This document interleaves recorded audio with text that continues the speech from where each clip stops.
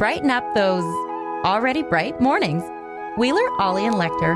Mornings at the Cabin.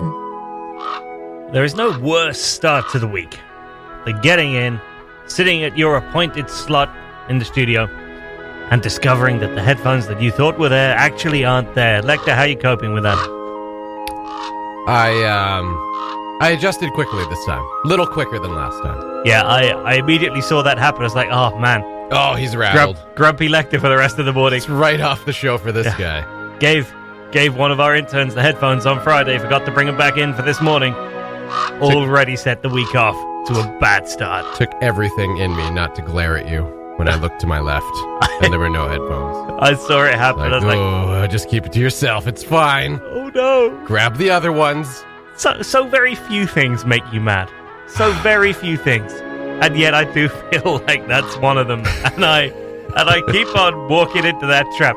Yeah, I know you enjoy your Simpsons, you guys, and I know that people think I can't get in on it, but boy, if there's ever a Sideshow Bob rake scene, it's every time you reach for those headphones. There's the noise.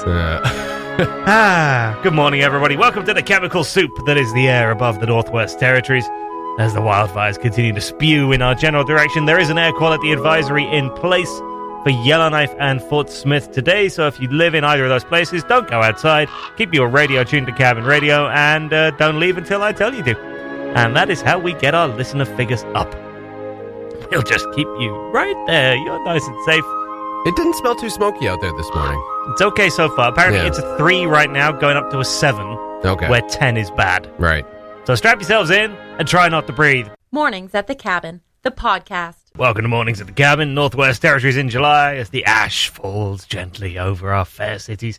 Having said that, at least the sort of gives the appearance that we still have electricity here, if you can see the flames burning in the distance, whereas in actual fact, as we all know, power outages are now a daily occurrence here in post-apocalyptic Yellowknife. Did you survive the 2 great power outages of July 2019 this past weekend? Didn't even notice either of them. Yeah, well, it's bully for you not having to worry about a radio station's live stream if you're on call on the weekend. I noticed. I mean, it was really annoying. It was really messing with my business. There you go, much better. I didn't actually, the second one, the one last night, I didn't even notice. Yeah, it's becoming so routine that it's just, let's just go in, pop the board back on. No one's too worried about it. Yeah. It's Yellowknife after all. Conveniently, J-Bear happened to be in the studios at the time. And lovely. Phoned me up and said, how do I get the station back on the air? To which my response was pretty much, we were off the air? And I'd only just noticed that something seemed to be up. It makes me happy that you were obviously doing something else. I like to think canoeing across a lake. Funny you should say that. Oh. We will get onto this a little bit later on. Because I was indeed doing something else. I was neck deep in a YouTube explanatory video at the time. Not quite what I had in mind. For something canoeing related. Okay. And we will come on to that. But yeah, we with the intention of going canoeing and putting this to practical use. And you know what? At some point. Yes. Okay. And it became very touch and go. All right. So don't worry. If that doesn't get you listening for the rest of the show, then I don't know what will. Because there was an experience had yesterday. Okay. And lessons were learned, and some successes were had. Okay. And others were not. I am so very intrigued. Yeah. Anyway, power cuts. We must be on like 16 to 20 so far this year, I would think. We've got a healthy number, going at this point. At this time, you and I, of course, are both aware of the original operator of the Twitter account YK Outage. Oh, yes. Which people used to love. Right. And it used to be, I would say that was Yellowknife's favorite Twitter account. It seemed to be, it was really popular. Was YK Outage, because it sort of, this will sound ridiculous, it said what we were all thinking, which was, the power's out. And people would go online to check. And I think I still do this. I don't know about other people. The moment you lose the power, you go online, to Twitter, occasionally Facebook, just to see who else is complaining about it. Yeah. Because then you know it's not just you. Right. Right? Commiseration. And I don't know why people still do that, because it's never just you. Mm. I don't know the last time that I and only I lost power in this city. It's always at least half the town. And it's so unlikely to just be your apartment. Yeah. Anyway, people go online, and then YK Outage would be there, like a cuddly warm blanket saying, no, it's not just you. Yeah. It's everyone. Yeah. There's an outage. And give you fun little stats about how many days it had been, which was usually like 3. Yeah, like 10 tops. Yeah. Reset. Yeah. And then a few additional stats. Yeah, it was quite well enjoyed. But of course, you and I know that YK Outage came to an unfortunate end. And, yes. And the they're not dead, just so you know. No, but it's good ass. Dead to us. Yeah, right. The wizard behind the curtain is no longer behind that precise curtain. Yeah, and not so concerned about what's going on in Yellowknife anymore. And it never really got passed on. So yeah. So YK Outage itself experienced an outage, which is the ultimate irony. Yeah. And so now we don't have that protective Twitter cushion anymore. Yeah. Hence, we don't know about power outages. Now it could just be you. Now it could just be me, if I even noticed that it was happening. What were you doing yesterday evening that prevented you from noticing that you had lost power? Well, what time did the power go out? I don't know. Oh, it was 7-ish, 8-ish? Yeah, okay. Actually, I didn't notice that one because we wanted to wash the car. Couldn't use the shop vac. I see. Or clean the car, rather. Oh, another first world problem. Yeah. Dug out by Cabin Radio. Mm-hmm. All right. Well, I know you did more exciting things this weekend, and as we've already heard, I clearly did more exciting things this weekend. So after the news, we shall return, and I will tell my tale of moderate woe. Mornings at the Cabin, the podcast, where we cut out all the great music and you're left with the rest. Now, we did discuss that I had at least touched on the idea of going canoeing over the weekend. Now, you, of course, Lekter, the resident canoeing expert, like 4 times in a row last week or something ridiculous. That was kayaking, but semantic. It's the same, different. You need to get bogged down. Well, if you get bogged down kayaking, you're doing it wrong. So, did you go at the weekend? Oh, yeah. Where did you go? Pontoon Lake again. Okay. Went for a little swim, first of the season. Because you found this little little diving area. No, we didn't. I don't know what you're talking about. I see. Of course, we didn't find anything. No, nothing nice there. Nothing out there at all. Absolutely not where the good berry picking is either. Okay, understood. So you went out there. Okay, fine. And even now, I can see just behind those eyes is a little bit of fury that I mentioned the berry picking. Just the slightest. But that's okay. Because I'm going to get blamed for that. I know you are, and I know. Hey, Nicole. She gave away the berry picking spot. Never tell you anything off the air again. If you'd like to see a map of the precise berry picking spots that we're talking about, come to Cabin Radio. Evade the flailing fists of Scott Leckerman, and I will point you in the general direction. So, okay, you went off to Pontoon Lake. Lucky you. Poison berries, that's all. You know what you're doing. You go out and just have fun and collect berries and do all that wild yokel stuff that you're so good at doing. Yes. I, on the other hand, town mouse, small town England, haven't got the first clip. Did have a canoe before, had a very set system for getting it all ready to go, and that was fine. Now, though, learning with a new canoe, pardon me, and a new system. And you got a new canoe?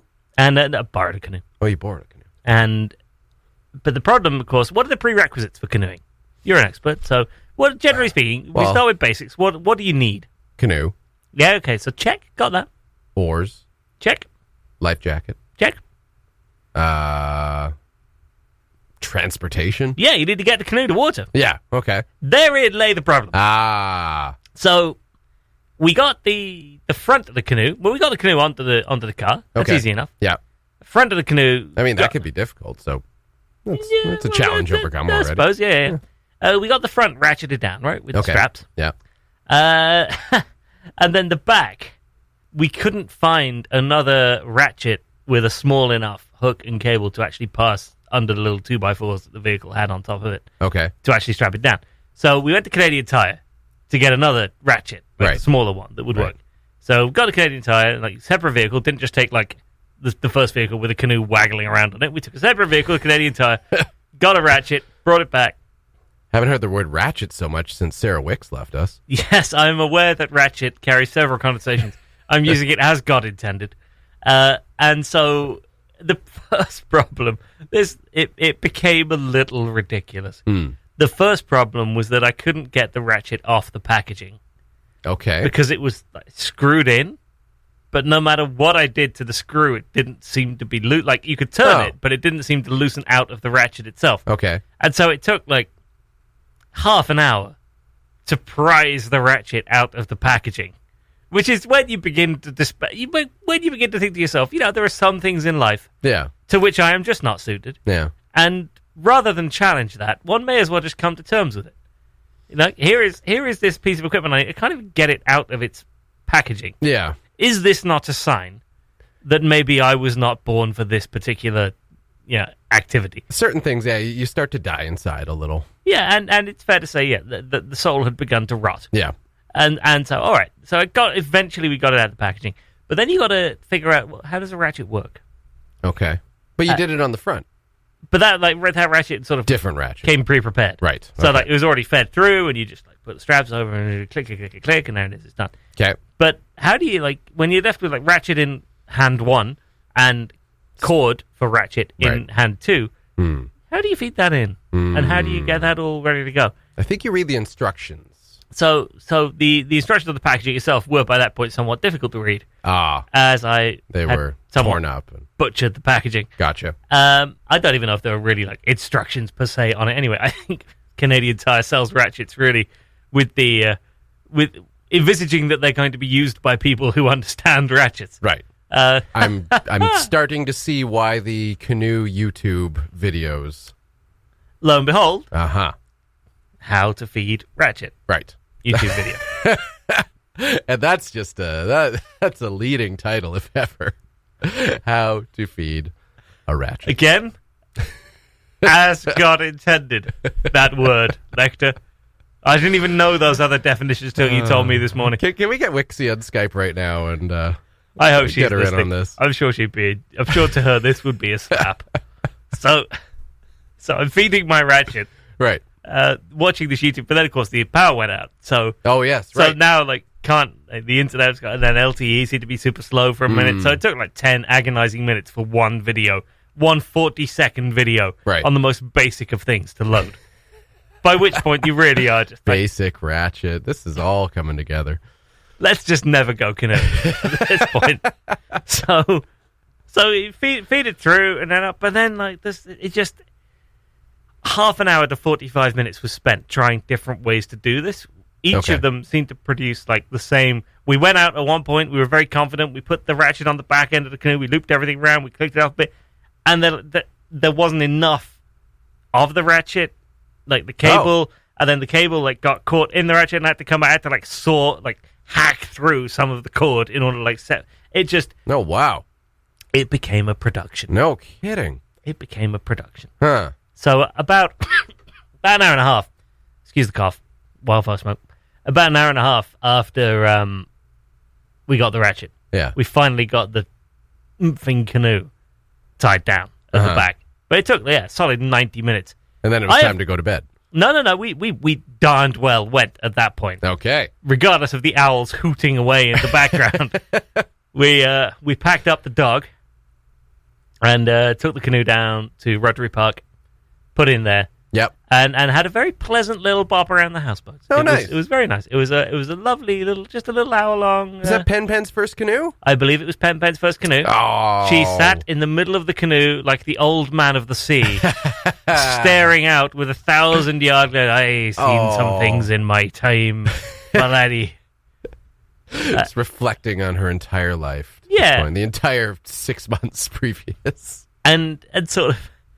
About 2/3 of the way through, I think she began to lose the will to live. Oh. Because I don't think she fully understands the point. Right. We kept paddling past all the interesting-looking dry land and all the interesting-looking things, and we wouldn't let her go for a swim. She couldn't participate. And so she was eventually looking at us like, what is the earthly attraction of just sitting here, going around on a tour of interesting things? Just enjoy the ride, Penelope. Pretend it's the cabin radio couch. She jumped, just lays there. The moment she thought she could get away with it, she just jumped straight out of the canoe and paddled back for the shore. She was done. Did she actually? It wasn't she waited till we were pretty much there. Oh, okay.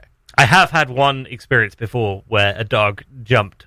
I think I was in a kayak at the time. Yeah. And the dog just jumped off with like 100 meters still to go to the shore. Yeah. I was like, no, I'm done. And then I had to, when you have extreme long-distance swimmers and they have a support boat with them? Yes. For the last 100 meters, I was just kayaking alongside the dog as it spluttered and gasped its way to the shore. And I was just there going, you sure? You're not rethinking this plan yet? You're happy with your 100-meter paddle? Still the right choice, huh? Okay, well, I'm just here if you need me. Paddle. So wait, was that Pen's first canoe and first swim? I think she's done swimming. Oh, she has done swimming. I think she's good on swimming. Well, she's growing up so fast. I know, right? But that was her first little paddle. Oh. So there you go. All's well that ends well. We've just decided we're going to leave that whole Ratchet thing. We're going to leave the canoe on the car, all tied up, and just barely ever touch it again. Yeah. Well, you got to pick your battles. Exactly. No, that was the most stressful way I think I can ever imagine to spend a Sunday. This is why I work all weekend. I know what I'm doing. It's easy, and I don't get stressed by it. Oh, come on, Ollie, come over here and do something recreational. Suddenly, wired. Absolutely, hate the world. Challenge yourself. Start a radio station. Okay. This is the easy bit of life right here.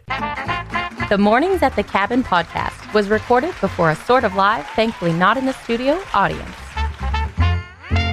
We've established that I spent the weekend ratcheting up the tension inside my head. Mm-hmm. Eventually got out on a canoe, but it took time and effort and a slight loss of will to live. Fighting with the ratchets. Yes, indeed. You stop enjoying that. Sorry. You, on the other hand, no ratchets involved in your weekend that I'm aware of. No. You were off on your gun safety course. Now, we had an exciting time previewing this. It has to be said, we seem to have a certain portion of our audience super into the gun safety chat. Super into the gun safety chat last week. There's nothing like a little gun safety. So tell us more. How did you get on? So it was a really good course. It was a bit long. Obviously, it's the kind of thing that should be a bit intensive, right? So it was a full day Saturday. We did the written portion of the test at the end of the course on Saturday, which happy to say I got 45 out of 50 on. Oh, nice. Passed the written portion. So the practical exam, which was basically you coming in, handling several guns and demonstrating your competency with them, was the following morning. So my friend Gavin and I had, we decided, there was slots starting from 8 a.m. going by half hour. So we're like, well, we may as well just get this out of the way early. So he went for the 8 a.m. I went for 8:30. We drove there together. And so he did his practical exam. I was waiting outside. I go in and did mine, and I failed. Oh! Yeah. In hindsight, I realized that this was probably not the way to introduce myself. Forget about the badge! When do we get the freaking guns? Hey, I told you, you don't get your gun until you tell me your name. I've had it up to here with you, rebels! You can't change things once they've already been done. But I realize now that maybe that was not the best way to approach this practical. No, getting Scottish accent lessons from AJ is always an issue, isn't it? Let's face it. So, okay, you failed. Yes. What did you do wrong? So basically, for anyone who happens to take a gun safety course in the future, I'll give you a little hot tip. Do not take the instructor's instructions at just literal face value, because one of the things you learn is a series of acronyms called ACTS and PROVE, which I feel like I should get bonus points just for pointing that out right now. Okay. So anytime you are in the vicinity of a gun, as soon as you touch or pick up or handle a gun in any way, you need to go through this ACTS and PROVE series of steps to ensure that you are handling the situation and the potential danger that's in your hands safely. Okay, with you so far.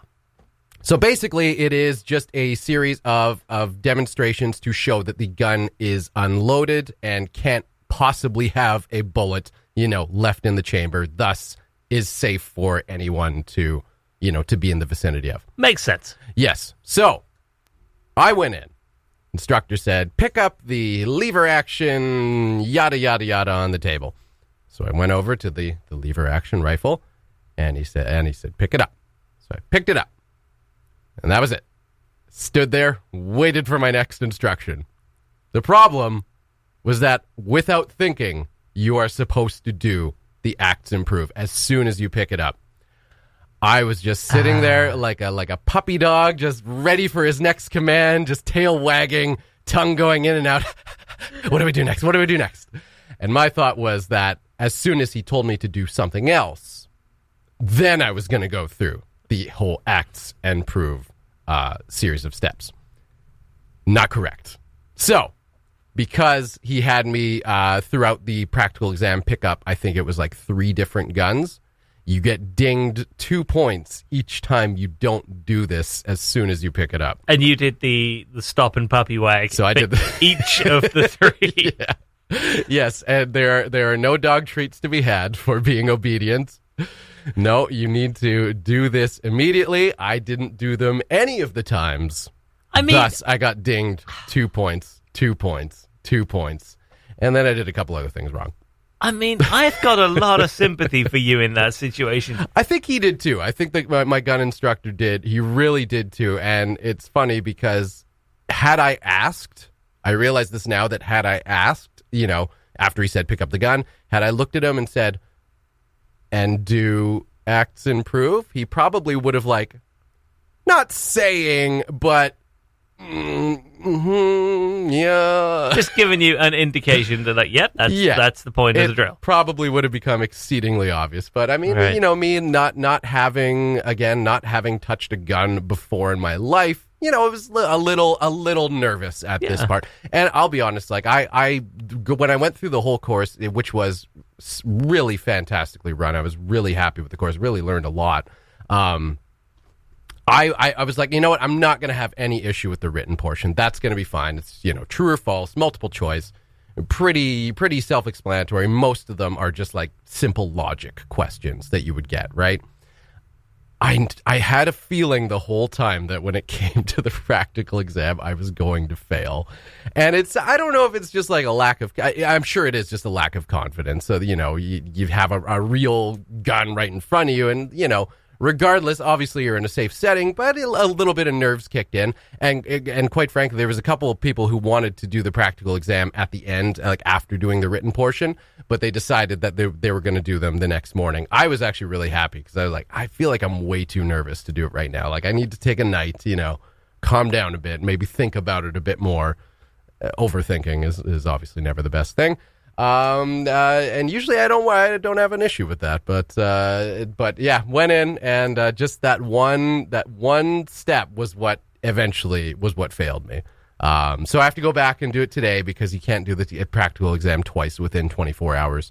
So I'm going back in to but you at least hopefully get it done. You don't have to sit through the whole course again, right? No, you don't have to sit through the course. You don't have to pay again, unless my facilitator is doing something that he's not supposed to be doing, which in this case I appreciate. But I also have to say, in which case, disregard this on-air conversation. We didn't talk about any of this. No. I don't know what you thought you heard. No, there's been no mention of berry picking spots this morning. There has been no mention of gun facilitators doing things that might be untoward. No, we literally have not talked about anything this morning except ratchets. That's been the whole morning. This podcast is going to have some massive gaping holes in it when it comes to be edited.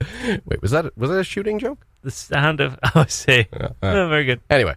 But I did, I was a little bit disappointed that I failed, because, no one likes to fail anything, regardless of how easy or difficult it may seem to be. But when I gave it some more thought, I was like, in the end, I'm glad. It makes me feel better and feel, frankly, safer to know that gun safety courses are facilitated this way, and they are a bit on the strict side, so that, not just any idiot like me can pass it without even thinking about it. Right. It is reassuring to know that gun safety courses can be failed. Yeah. Yeah. It is really, really reassuring. Yeah. And good on us for proving that. Well done, Cabin Radio. Another public service courtesy of your friend Lekter. The Mornings at the Cabin podcast. Tonight there's going to be a jailbreak, and it's probably going to involve a drug-addled meth gator crawling into your children's bedroom. Mornings at the Cabin, 8:32 on your Monday morning. You remember the meth gator from, I think you brought this up about a week or two ago? I do, yeah. Yeah, there's Tennessee town. The looming threat. And this police department who put up a post basically saying don't flush drugs down the toilet. Right. Because you'll get methgate. Naturally. As a result. Now, I think we would generally of the opinion that the police department was joking. Oh, were we? Oh, were we not?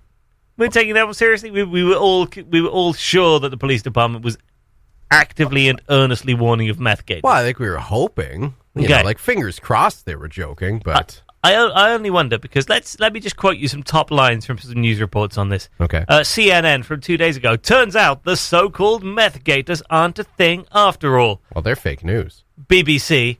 Does flushing drugs down the toilet create freakish, super aggressive, methed up alligators? Probably not, biologists say. What do they know? They're all the way across the ocean. Come on, everybody. The mainstream reporting of this is just insane. However, Alabama Live. Okay. Now this I can trust. Now Alabama Live, which is one of the local news organizations down there, sort of a cabin radio-esque equivalent. Yeah. On the front lines of the methgator crisis. Everybody, I feel like everybody around there realized that the police department is just having some fun with the methgators. Oh. Unlike the international news media, which apparently treated it like a real thing. I've got some excellent news about the methgators. Okay. So the police department, this is Loretto in Tennessee, where all of this happened.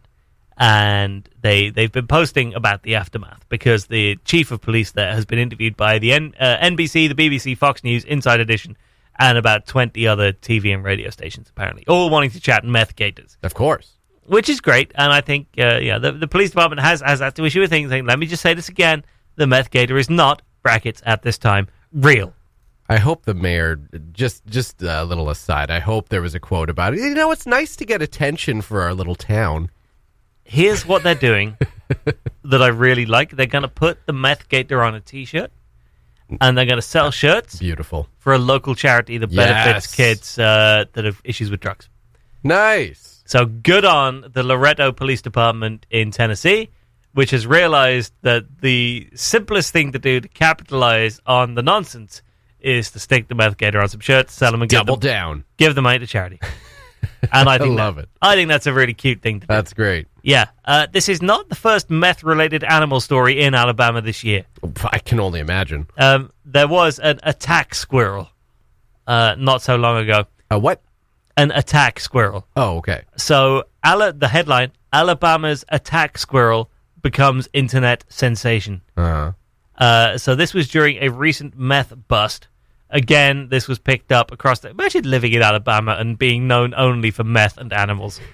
You know, just imagine that. So this poor squirrel, I'll read you this, because we didn't cover this. For some reason, we were all over meth gators, but for reasons that are beyond me, we didn't get to the meth squirrel. Yeah. I'm going to read you verbatim from the same... It's a scale of threat, right?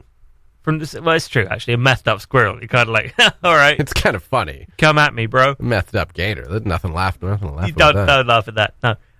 Quote, an attack squirrel was rescued when sheriff's deputies seized methamphetamine, ammunition, and more at a North Alabama home during a Monday drug bust. Deputies served a search warrant at an apartment, blah, blah, blah. They were looking for a 35-year-old. 35-year-old squirrel. Wow. The man was 35. Okay. Prior to the search warrant, this is a sheriff's spokesperson. Prior to the search warrant, investigators were informed that Mickey Polk, I think his name is, kept an attack squirrel inside his apartment, and that Polk fed the squirrel meth to keep it aggressive. The spokesperson said deputies found the squirrel inside a cage. Upon the advice of state conservation officials, deputies released the squirrel into a nearby wooded area. The spokesperson said there was no safe way to test the squirrel for meth. No? So, apparently not. So good news if you're a squirrel. Do whatever you like, because the police, they are not going to... I mean, what are you going to do? Make it walk in a straight line? Recite the alphabet backwards? I'll send it to rehab or something. Well, you don't know. It's on drugs. How can you send a squirrel to rehab if you don't? That's a violation of rights, if ever I heard one. It's an attack squirrel. Well, that's only because the media called it one. Oh. I think if you asked the squirrel, are you an attack? I'm a very nice squirrel, thanks. Oh. I'm a pleasant squirrel. Ah. I think the suggestion was that this was reported as an attack squirrel. Okay. But do we know the real story? Do you know the real squirrel? I suppose only this, one can only assume, methed up individual would know what kind of diet his squirrel was on. Can you imagine meth ravens? Oh my God, no. That would be what Yellowknife would be faced with. Oof. A whole bunch of methed up ravens. And they're already pretty methed up. Yeah. Ooh. They just get like more ambitious. Right. First it was just diving around for KFC in the trash and things like that. Next they'll be driving the dump trucks. Yes, ravens stealing vehicles. Yeah. We're like Grand Theft Auto around here. Oh my God, that's terrifying. Grand Meth Auto. Let's not start that unless we can put it on a T-shirt and raise money for charity. Methed up ravens, and all the proceeds go to the SPCA. Excellent. Well, there are methed up kittens for you. We already got sober ravens causing power outages. We don't need to see what methed up ravens. Methed up ravens are building the Tulsa Hydro expansion. Because nobody else is going to do it. Thanks for listening. Check out more from the show at cabinradio.ca and by following the Mornings at the Cabin Facebook page.